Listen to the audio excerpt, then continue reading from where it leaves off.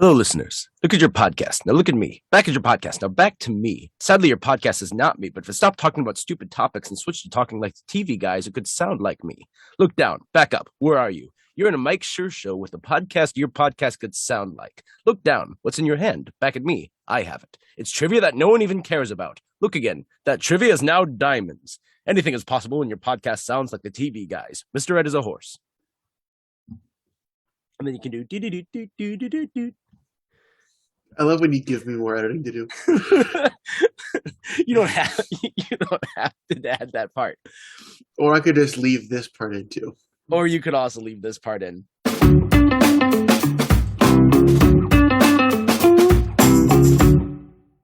Hey everyone, welcome to TV Guys. I'm Matt. I'm Brian. Yeah, that's what I took in my eye. And Brian is totally awake right now. Yeah, I'm completely on the ball. I'm tired. But I'm here recording for all of you to listen to. So you guys are welcome because Brian is giving it his all, man. He's giving it his all. Mm-hmm. We are okay. So we are in the past, as you guys know, we record ahead of time. And so, we're still in January, but right now we're in the middle of February. We've had our great Groundhog's Day and we've seen that clearly the groundhog, the shadow. And we have already had a great February because it's wonderful. And now we're getting close to the most important date in February. That's right. It's the Super Bowl. Take that, ladies. Valentine's Day is for losers. Super Bowl is for real people. And we get to watch. Brian, I will give you $5 if you can tell me the two teams playing in the Super Bowl. Under the bus. The Rams, one of them? There's no partial credit on this answer, but yes, that is one. And then, there's the other one. There's the one with the team and the coach and the players and they play football. Oh, you got me. That's it. That's a winner. $5 coming up to you. So Bengals and Rams, that should be fun. But, there's a whole swath of people who watch the Super Bowl just to see the commercials. And I know I used to be one of them. Now I watch it for the football as well. And Brian, I think if you ever watch it, it's for the commercials, correct? Yeah, or else when I do go to the parties, but I don't think I'm going to this year. I might not even watch it. It's also for the food. That is another valid point. Hey, we love to talk to you guys. We love to hear from you. So drop us a line. Tell us, hey, what's one of the top dishes that you always have if you do Super Bowl parties, or if you go to Super Bowl parties, you're like, this is what needs to be there. I don't have any that do or die ones because I just don't have the tradition of it. It's kind of like every year we wing it, we're doing this for Super Bowl this year, or this person, we're gonna invite ourselves over to their house and we're all gonna be there and watch it. So that's our tradition, which is no tradition at all. But the best tradition, of course, is the commercials. We've had some great commercials over the years. So Brian and I are going to look at some of the best Super Bowl commercials around.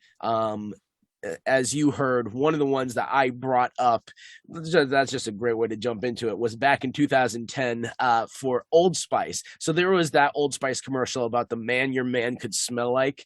Mm-hmm. And I imagine you caught that reference right away when I was going through it, Brian. Yeah. Well, there's that one, and then there's another one that it could have been, but we'll talk about that because that's one of mine. Okay. Yeah. So the man your man could smell like, it's like an absurd commercial because the crux of it, apart from his swarthy I should just use swarth again, and this time I didn't use it right. This man's confidence that he had, I guess swagger was more the word that I was trying to jump to. Yeah. This man's confidence was great, but what was even better about this commercial is that his whole setting around him was changing as he's talking in this commercial. And so, it starts off, he's in the bathroom and, he's got a towel around his waist, just talking about Old Spice. And you're like, oh, this is just another one of these commercials. And then all of a sudden everything starts changing and he's on a boat. And then at the very end of the episode, he's on a horse and things in his hands are changing, like the tickets, they're now diamonds. Everything about this worked. Does it even say at one point at the end, he's like, and now I'm on a horse. Yeah. Yeah, that was my Mr. Ed is a horse. I tried to, it's like, how do I end this? There you go. That's TV related. Mhm. Yeah. So that was one of those commercials. So there's sometimes these commercials are like, this isn't just like a commercial for the Super Bowl. This like creates something. And that was like popular for a whole year. In fact, that actor got a very small recurring role on Chuck following his commercial that he did there. Wait, who was he on Chuck? He was in like one of the later seasons when they are trying to do their own intersect program and create these new intersects, and like the government takes over the buy more, and so they have like these really like top-notch hunk spy people working there. He's one of them. Oh, I remember that. Yeah. Yeah. He also gets the intersect in his head for an episode and almost goes crazy and blows up all of LA or something. That happens. Yeah, as one does. Yeah. So what's one of your commercials? And this was from 2010. I don't know if I said that when I first started talking about it, but I don't have the years for mine. I just YouTubed some of the best Super Bowl commercials. I always see what came up. Yeah. It's from a couple of years ago, I think, and it's somewhat good and also somewhat horrifying. Do you remember the puppy monkey baby? Oh my gosh, that's a memorable one because of how stupid and terrible it was. It was like the torso of a baby, the upper body of a monkey with the head of a pug. And these guys are just sitting there watching TV, and he comes in with a bucket of like, it was the Mountain Dew Kickstarts. Oh, I was gonna say before you said Mountain Dew, like I remember what it was advertising, but I was like, try and guess out there what it was advertising, but yeah, you already hit into it. And it has a little jingle of puppy monkey baby, puppy monkey baby, puppy monkey baby. Like I can't say it super fast, but like it's like who came up with this? And like I don't, the only thing I can think is that there's just people who were stoned came up with this, which might be the case. I mean, yeah, that's pretty much it. It's like I can't believe if we're talking about best Super Bowl, I thought we were going best Super Bowl commercials, not like the nightmare fuel commercials. Are those mutually exclusive? They should be. What is wrong with you? A lot of things. Well, yeah, that's true. Yeah, I just like that's one of the first things that came up that came to mind was that puppy monkey baby. Oh, that's so sad. So a better use of the like a weird type of baby, whatever, was just one that it worked to sell the product. So they did this was I think like 2008. I don't have the exact year because I think they did a couple years of this in a row. I think the first one was in 2008. So E-Trade took this baby and then like did like the CGI on his lips like it was actually talking like a real person. Oh yeah. And this baby is addressing the audience and he's talking about how he buys stocks. And it was just a really fun, it was a funny commercial that was a bit off the wall and I liked the point of it because like sometimes these commercials like the puppy monkey baby are like, let's just be weird just for weird's sake. Other ones, they actually really fit with what they're selling. And I got the premise. The entire premise is it's so easy be able to buy and trade stocks that even a baby could do it. And because of that, then you buy that bit. And the hilarity of it is great of just, it is an absurd concept of watching this baby talk to you like he's a grown up. And then at the very end, like he spits up, he's like, whoa. It was a funny commercial, very unexpected, and it grew to be again a couple years of that E-Trade baby, and that became another one of those pop culture things. I think The Office even mentions it, something about the E-Trade baby at one point. I think so. I keep thinking of that, and they also go back and they reference Look Who's Talking with Babies as well. That show. They did, yeah. When Michael crawls under the what a stupid intro. I think that was a soft opening, but what a stupid like joke. There's sometimes these shows that they make jokes and you're just like, why are you making that? That was one of those times. Okay, listeners, I'm kicking myself for not calling it out when he did this last week. So we started to do this thing where, like, it's before the intro music, we had Matt's little intro. So we started to plan out these soft openings. And last week, Matt's like, hold on, I'm going to give you my soft opening, then we can get into it. I was like, that is like the perfect, that's what she said, title of your sex tape thing. And I knew you weren't even trying to do that. No. Which makes it even better. Of course it does. Because when it's natural, it's better. Yeah. Look at you holding yourself back again. No, because when you try it, when you try to do it, it doesn't work. That's why I try and do it, is because I want to ruin it for you. I want to take away your joy, Brian. I'm here to suck the life out of you. I don't have life to suck out. I know, exactly. I'm so close to meeting my goal. All right. All right. What's another great one? Another great one for me is involves Betty White, rest in peace, which is like there's a Snickers commercial. There's like a pickup game of football. And all of a sudden, Betty White's there, and they're like tackling her to the ground and everything. And then they're yelling at, her, and I'm like, "Come on out here! You're playing like Betty White out here." And then because it turns out that it's one of those Snickers "You're not you when you're hungry" commercials. Yep. I think this was the first one of this type where they put in a celebrity. I think so. I'm not sure. I'm not for certain. Well, then even later on in the commercial, it cuts to Abe Vigoda being tackled. Oh, that hurt. Yeah. That is a good one. And I knew because first of all, it's a classic. Secondly, it has Betty White in it. I'm like, Brian will not be able to resist himself. He's going to bring it up. So I took that one out. And actually, there's one I like better than that. The same concept. And it was more recent. I think it was 15. Yeah, 2015. There was an episode of like the commercial opens like it's an episode of the Brady Bunch, and instead of Marsha, it's Danny Trejo playing Marsha, and so he's like complaining about Jan hitting him in the face with the football. Yeah. And so then they're like using clips from Brady Bunch. They're just like, well, no, I'm sure it was an accident. And then and at one point he's like, eye for eye, blood for blood. That's what Dad always says. And he's like, no, I don't think I ever said that. And then they give the "you're not you and you're hungry" thing, and he eats it. And then at the top of the stairs, all of a sudden at the end, it's Steve Buscemi, who's Jan, and he stops. I was like, "Not now, Jan." He's like, "It's never a good time. It's always about Marsha." And then he storms off. I liked that one better. Betty White was a good introduction. Yeah. This was improving on the established formula. Oh, I love Danny Trejo. And okay, mark your bingo cards. I'm going to bring out the Muppets. But in Muppets Most Wanted, part of the thing is that Kermit gets swapped out with Constantine, who's like a criminal frog at like this Russian gulag prison. And they have all these like hardened criminals, and one of them is played by Danny Trejo.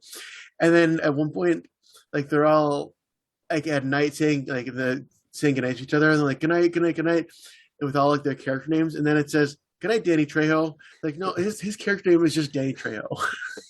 Well, it's also partly like funny because he did come from a hard life. Like he did prison time, and so the fact that he leads in that joke is really funny. Yeah. All right, Matt, what's one of yours? I guess, I mean, technically that was mine with the stickers one, but I got some other ones so I can hit. Let's do a very recent one back in 2018. This is multiple campaigns. This was my favorite commercial or favorite campaign of, I think, 2018. It started off like the very first one. They had David Harbour. And that's mine. Yeah. There we go. Perfect. Yeah. So the David Harbour was in like selling something else, and then at the very end of it, they kind of like pull this bait and switch and like, no, actually, you're in a Tide ad, and it's like, oh, that's what is being advertised. Oh, okay. But then they kept doing it throughout the night. They had about 3 other ones where they would have like something else that you thought it was going, and then all of a sudden David Harbour pops back up like, nope, it's a Tide ad. I loved that. That was great. It was kind of like the Gene Parmesan from Arrested Development, where it's like, David Harbour, you got me again. Well, because your intro, he did one with the Old Spice guy. I think I don't know if it was with actually him or it looked like you're doing one of those Old Spice commercials. They had like the Old Spice, and then David Harbour's is like, nope, it's a Tide ad. I didn't remember that they did that, but I'm glad that they did. I just remember loving it. I didn't remember even too many specifics of that, but it's a good one. That was a good one, and that was good for that. That like so the whole night it kept being like a recurring gag for the whole Super Bowl. Yeah, it was great. I think they even had it where it's like, sometimes they'll come back to the Super Bowl and they'll still do like ads while it's on the field.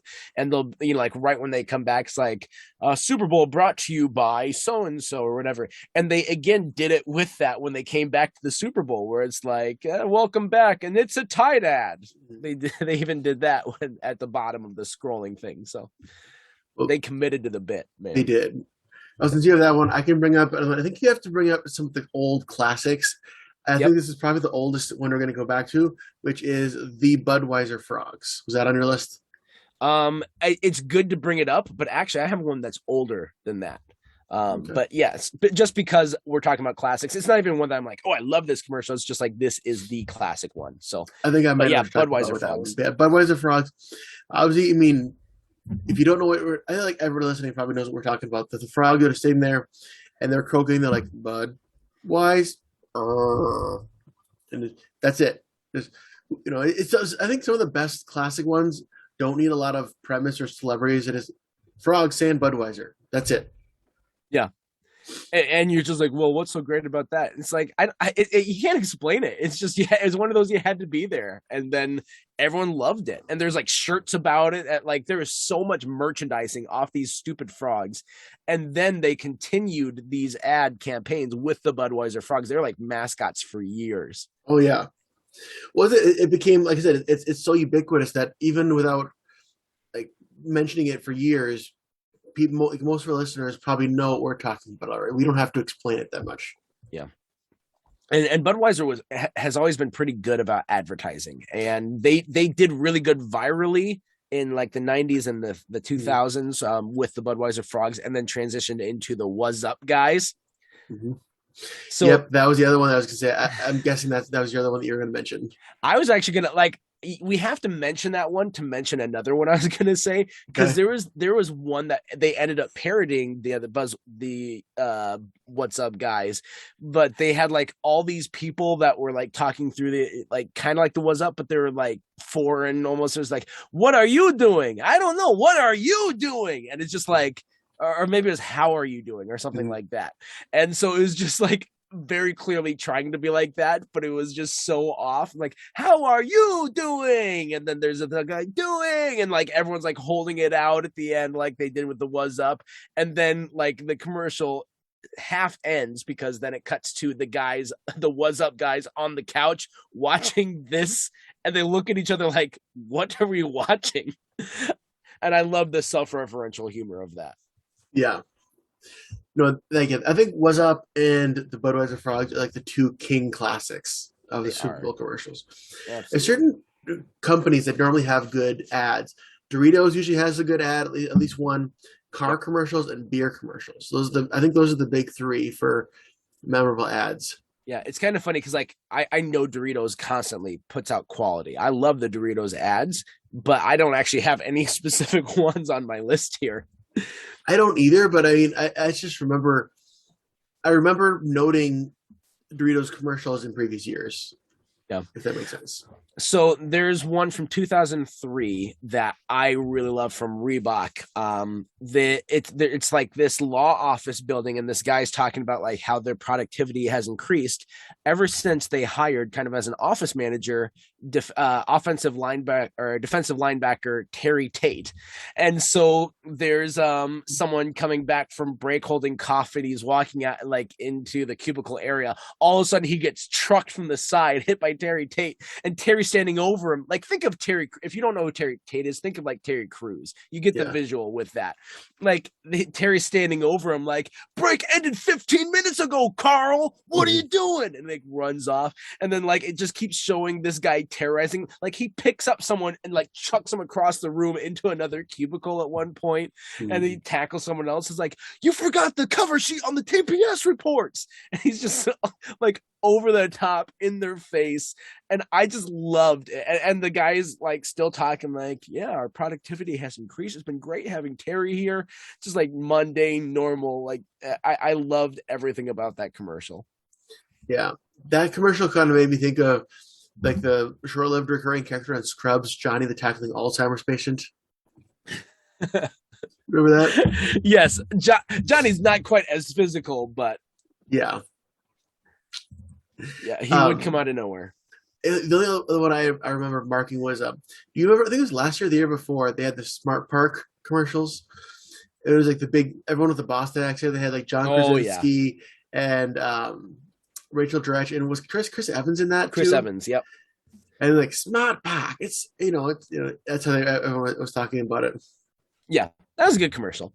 Mm. I definitely like that, and it's good to have a recent one. So the one that I was talking about earlier, that's like one of the most classic from a long time ago, was a Coca-Cola commercial featuring Mean Joe Green. And if you don't know what commercial I'm talking about from the top, from just that description, you probably still have seen it parodied. So this kid's waiting in like I don't the entrance, like the hallway that they would enter and exit the field from. I'm blanking on what the actual name for it is, but he's waiting there for Joe Green to come off the field, and like he's got a Coke in his hand. He's like, he wants an autograph from Joe, and like Joe's being rude to him. He's not a nice guy, and so he like kind of blows the kid off. But the kid is still being nice, and the kid just offers this gruff, angry guy a Coke, and Joe drinks it, and like then that kind of softens his demeanor. And as the kid's walking away, he's like, "Hey, kid," and he takes his jersey and he throws it to the kid, and then the like kid walks off, and it's it's a classic because it's like, this is what the power of like that connection can do. Like that with a Coke, it can change the hearts of even the toughest people, and you can like have this connection. And I think it resonated with a lot of people back then. It was, again, before my time, but I've seen it parodied Mm. so many times. And so, if you still, after all that, don't know what we're talking about, feel free to look it up. I think we're going to, this week on Facebook, I'm going to try and post some of these commercials on our Facebook page so that you can take a look for yourself and see what you think. Yeah, I don't remember that one. I have to go look it up again. Yeah. And again, it's not one that was unique to me, but I know so many people that, like, I asked my dad about it because like he was alive during that time. I was like, Dad, I don't get why this is as lasting as it is, and that was kind of his response. He told me, so passing it on from my dad, Sounds good. who's still alive. Generational. The way that I phrased that made it sound like he's dead. No, he's still alive. I didn't think get that all, but yeah, I was Okay. pretty sure Dad was still alive. Yep. Yep. It's good.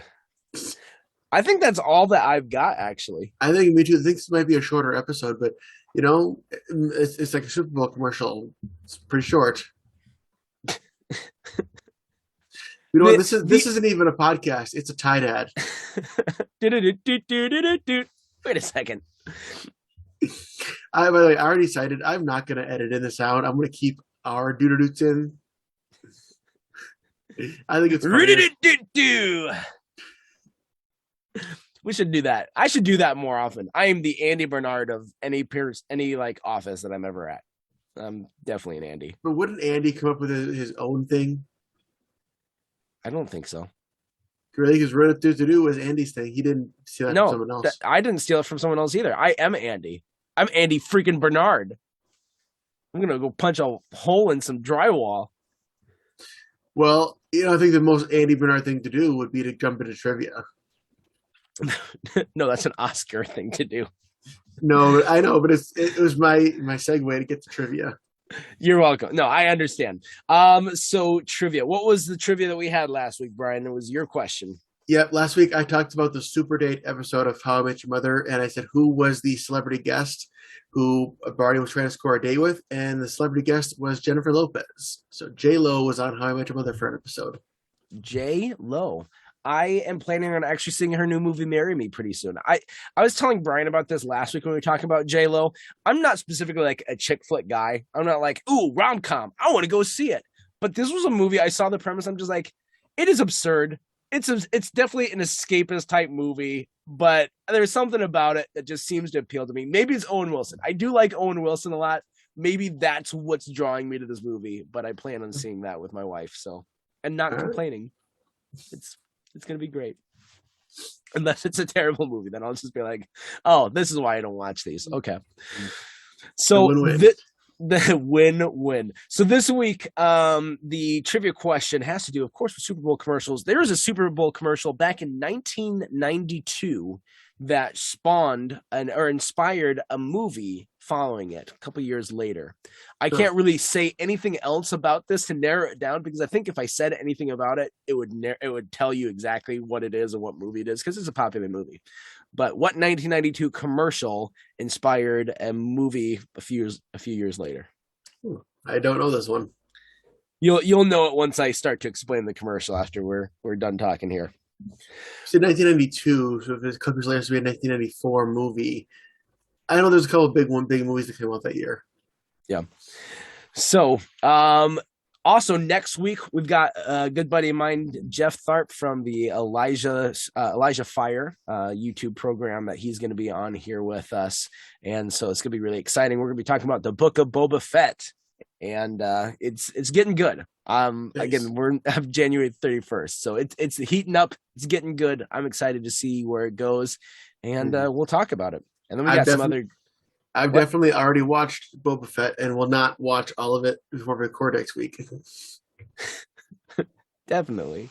I've also definitely seen your friend's YouTube channel, and I'll have something to talk about because I've definitely gone to YouTube and looked it up yet. See, be like Brian, where even if he hasn't done it, he just lies to my face. So, and be like that. And then I have a week to make up for it and actually do it, so I don't expose myself. I don't blame you if you haven't listened to any Elijah Fire because like they have great guests on, but they do like an hour and a half sometimes. So I mean that's I'm not gonna watch that much. I'll watch enough of the clip just to like kind of know what I'm getting into. Sure. Sounds good. Well, until next time, I'm Matt. I'm Brian. And we're reminding you to stay tuned and keep watching. I'm on a horse.